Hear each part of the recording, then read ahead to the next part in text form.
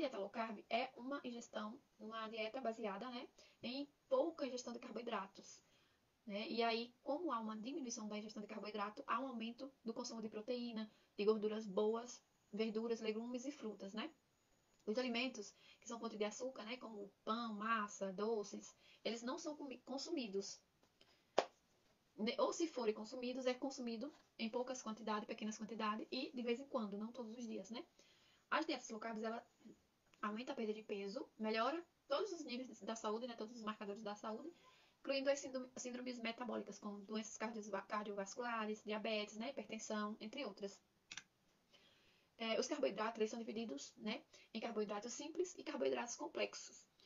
E eles são responsáveis por nos fornecer energia rápida, né? Então, quando o nosso cérebro ele utiliza a energia proveniente de carboidrato. Por isso que é impossível você ter uma dieta zero carboidrato, né?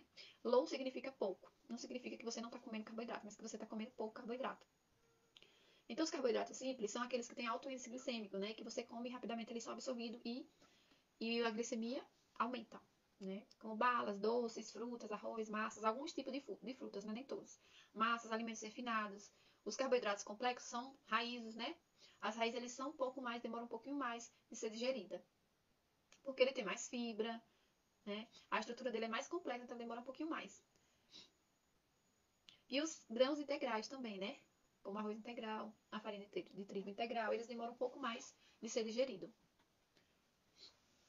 Os carboidratos eles não podem ser vistos como vilão, porque eles são essenciais também para a nossa saúde, tá? Eles não devem ser temidos, mas tem um controle aí na gestão deles. O consumo, né, do carboidrato, o consumo assim de carboidratos simples, de carboidratos, daqueles carboidratos que eu falei, que são os carboidratos simples, eles causam um certo vício, né? Um certo ciclo vicioso. É assim, você come o carboidrato, tipo, alimentos que têm alto índice glicêmico, que você come logo você já tem um pico de insulina muito alto, e esse pico de insulina ele baixa rapidamente, e aí você volta a sentir fome, você volta a querer comer.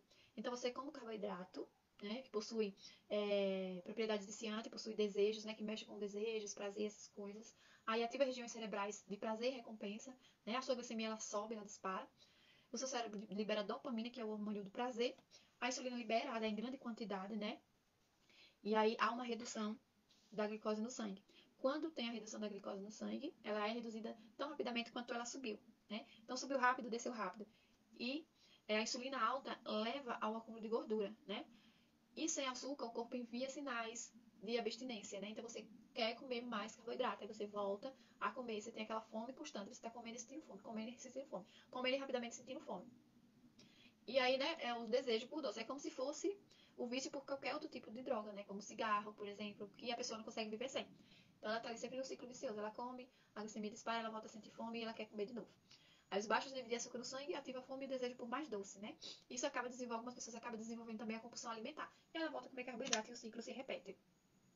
A dieta low carb, como que a dieta low carb ajuda no emagrecimento, né? A dieta low carb regula esse mecanismo, né? Aí de fome e saciedade e esses picos de insulina, né? Então a dieta low carb ela controla, né? Não permite que tenha esse pico de insulina elevado, tenha essa superprodução de insulina, né? E consequentemente a queda da glicemia, sendo a chave para não acontecer o acúmulo de gordura, né? E aí esse processo de aumento de insulina ele inibe a queima de gordura. No processo de emagrecimento com a low carb, daí vai aumentar a queima de gordura, tá? E diminuir a persistência da fome. Você vai passar fome fazendo dieta low carb? Um dos princípios da estratégia low carb é entender justamente a saciedade, né? Ou seja, comer o suficiente para não sentir mais fome. É justamente quebrar esse ciclo aí de fome, né? De comer e continuar sentindo fome. Comer e rapidamente tá sentindo fome. Né? Então, sendo assim, não se passa fome fazendo a dieta low carb, tá? Aí, por quanto tempo você deve seguir a dieta low carb? Você vai fazer essa dieta e se você acha gostar dela, se adequar, né? Algumas pessoas aí no início, como eu falei, causa um tipo de vício, o consumo exagerado de carboidrato. Pode ser que no início a pessoa sinta alguns sintomas, como dor de cabeça, sintomas próprios de abstinência, né? De falta ali. Pode ser que ela sinta um pouco de dor de cabeça, né? Mas aí ela gostando da dieta, se habituando, isso pode fazer parte da vida dela, pode passar a ser um estilo de vida, tá? Então, pode ser usado aí por não tem um tempo ali, você pode pegar essa tipo de dieta e fazer dela um estilo de vida, você levar ela pro resto da vida. Então, uma das coisas do processo de emagrecimento é você escolher aquela dieta que você melhor se adapta, tá? E transformá-la a um estilo de vida. A dieta low carb é para todas as pessoas? Sim, né? Mas tem umas pessoas que elas precisam fazer com acompanhamento profissional, porque é perigoso para a saúde, né? Inclusive pode levar à morte, né? Pessoas diabéticas, por exemplo, elas precisam estar monitorando a glicemia, né? Para evitar que tenha queda brusca, né? De insulina, de glicemia. E quais os benefícios da low carb? A gente já falou que acelera o emagrecimento, né? Ajuda na perda de peso, controla a glicose, evita, né? Com esse controle da glicose, evita que você venha desenvolver um diabetes, porque quando você passa a produzir muita insulina, a forçar o seu pâncreas a produzir muita insulina, você manda muito carboidrato para o seu corpo, para o seu sangue, e aí seu pâncreas tem que produzir muita insulina, ele é forçado a produzir muita insulina para dar conta de todo esse açúcar no sangue, e aí ele começa a parar de funcionar, né? Ele começa a não dar conta de tanto açúcar e começa dando pane. Ele começa a produzir menos insulina. Tanto que tem pessoas que elas começam a usar insulina, né? Logo quando descobre diabetes, a pessoa que toma remédio, né? Metformina, por exemplo. Mas aí chega uma época que se ela não faz o controle, chega uma época que o pâncreas dela começa a produzir muito pouca insulina. E aí ela tem que tomar insulina para poder tirar o açúcar do sangue, porque o pâncreas dela não dá mais conta. Né? Então, ajuda a perceber essa saciedade aí, a perceber que você já está satisfeito, já está cheio, né? E para controlar a fome, né? Então, dos benefícios da dieta low carb é controlar a fome, com certeza. Para você parar de ficar comendo, comendo, comendo, e aí isso vai ajudar a aumentar o peso, né? Quanto mais carboidrato você come, de alto índice glicêmico, né? Carboidratos simples, que são aqueles refinados, açúcar, doce, né? Farinha de trigo refinada, essas coisas. Aí você, principalmente quando você come isso sem nenhuma fonte de proteína, aí você rapidamente sente fome e já quer comer de novo. Aí você vai comer. E aquele carboidrato, ele não vai ser exterminado, eliminado. Ele vai ser armazenado no seu corpo em forma de gordura, tá? E quanto mais você come, mais gordura você armazena, mais acima do peso você fica, tá? Então, esses são os benefícios da dieta low carb. E assim, acostume-se a comer quando sente fome. Acostume a comer porque está com fome, né? E não porque tem alimentos, tem comida ali disponível. Eu quis encurtar esse vídeo, mas para não ficar muito longo, e vocês assistirem mais qualquer dúvida, vocês podem deixar aqui, tá? É aquela questão. Nosso corpo, ele faz armazenamento de gordura, por quê? Porque antigamente, a gente não tinha nossos antepassados, a gente não viveu lá na era das cavernas, né? Mas os nossos antepassados, eles não tinham geladeira, eles não tinham mercado em cada esquina, né? Eles tinham que sair para fazer, toda vez que eles sentiam fome, eles tinham que sair para pescar, para caçar, né? Então, eles tinham que fazer o corpo aprendeu a fazer uma reserva energética para ele se manter vivo até ele conseguir encontrar comida, porque como naquela época eles não tinham comida à disposição, eles tinham que sair para ir à caça, e eles também não tinham nenhuma forma de armazenamento, tipo, eles caçavam e comiam. E não tinha como armazenar para mais tarde, por exemplo, né? Então eles tinham que estar sempre caçando e por isso eles armazenavam o corpo, né? Se adaptou à época, né? Que precisava armazenar gordura para se manter vivo ali, né? Até encontrar comida novamente. Só que nossa mente, só que o mundo evoluiu. O mundo evoluiu, né? A gente construiu mercados, a gente desenvolveu formas de armazenamento de comida, passou a ter industrialização, onde os alimentos eles têm maior tempo de prateleira, ou seja, os alimentos hoje duram mais. Então é possível você fazer compras, por exemplo, para um mês e ter comida ali na sua casa para um mês, né? Mas só que o nosso corpo ele não entendeu ainda que a gente não precisa fazer armazenamento de comida, de gordura, de energia no corpo. E aí, a gente armazena essa gordura, mas a gente tem alimentos ali à vontade e a gente continua comendo, comendo e armazenando mais. Comendo e armazenando, né? E continua armazenando e comendo. Antigamente a gente fazia esse armazenamento, mas a gente não tinha comidas ali à disposição para comer toda hora, né? E por isso que não tinha tantas doenças, tantas obesidade, tantas pessoas acima do peso, porque não tinha comida à disposição. E hoje a gente continua fazendo esse armazenamento de gordura, né? E continua comendo mais. E aí, outra coisa que, por exemplo, qual que é a dificuldade que a pessoa que quer emagrecer, ela tem para emagrecer, né?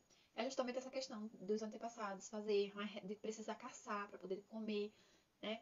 E aí, para conseguir essa comida, esse alimento, eles enfrentavam animais selvagens, né? Na floresta, eles lutavam com os animais. E o nosso cérebro, hoje, quando a gente quer emagrecer, ele acha que a gente tem que fazer armazenamento, que é pra gente não sofrer, né? Não ter que enfrentar um leão para procurar comida. Ele não entende que agora a gente não precisa mais enfrentar um leão. A mesma coisa é questão de atividade física. Geralmente, na academia você vê pessoas mais que tá ali só para ganhar músculo, né? Para hipertrofiar, né, que a gente chama de hipertrofia, para crescer músculo, do que pessoas para emagrecer. Você vai na academia, por exemplo, vamos dizer que 90% de pessoas que estão ali no peso normal e querem aumentar, né, os músculos, alguma coisa assim, e 10% é de pessoas que estão acima do peso e querem emagrecer. Porque essas pessoas, elas precisam de uma motivação maior. Elas precisam de alguém que esteja ali motivando elas, incentivando. Por quê? Porque a mente dela não deixa ela ir fazer exercício, ela não deixa ela sair para fazer atividade, ela tem dificuldade para sair para fazer atividade. Por quê? Porque para a mente dela, ela tá saindo para enfrentar um leão. Porque o exercício está ligado à luta, à caça, né? A um sofrimento. É como se ela estivesse saindo para uma caça, para uma luta, né? E aí, o cérebro dela quer proteger ela desse sofrimento. Então ele fica ali, não vai, aqui tá bom, né?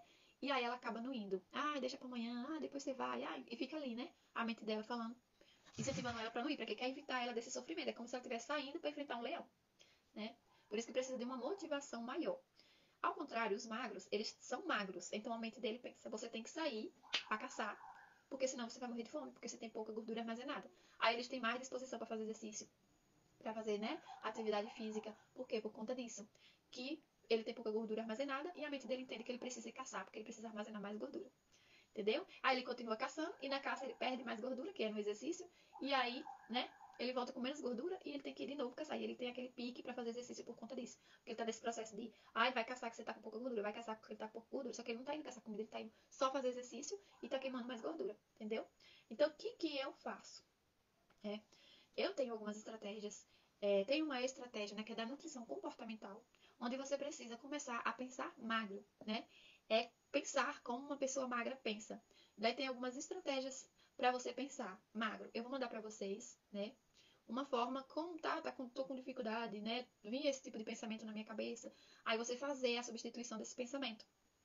Que uma pessoa acima do peso, ela pensa diferente de uma pessoa magra. Então você tem que começar a substituir esses pensamentos por outros pensamentos. Os pensamentos que você costuma ter por outros pensamentos. O que uma pessoa magra pensaria, tá? Por exemplo, acabei de comer. Aí já tô pensando no que eu vou comer de sobremesa. Ou acabei de jantar e já tô pensando no que eu vou jantar à noite. Então, geralmente, esse é um pensamento de pessoas que estão acima do peso. Já a pessoa magra, ela pensa, alguém oferece uma sobremesa, alguma coisa ali, e ela fala, não, porque eu tô cheia, acabei de comer, né? Ou ela não pensa, ela vai pensar, ou se ela vai sair. Ela não pensa, nossa, o que eu vou levar pra comer? Ou, nossa, onde eu vou comer? Ela pensa, com certeza eu não vou estar com fome até a volta. Então é mais ou menos isso, fazer uma troca aí de pensamentos, eu vou mandar lá no grupo pra vocês, tá? Algumas formas de como fazer a substituição desse pensamento. Então, pessoal, é isso, beijo. E qualquer dúvida, mandem pra mim, tá bom? Beijão.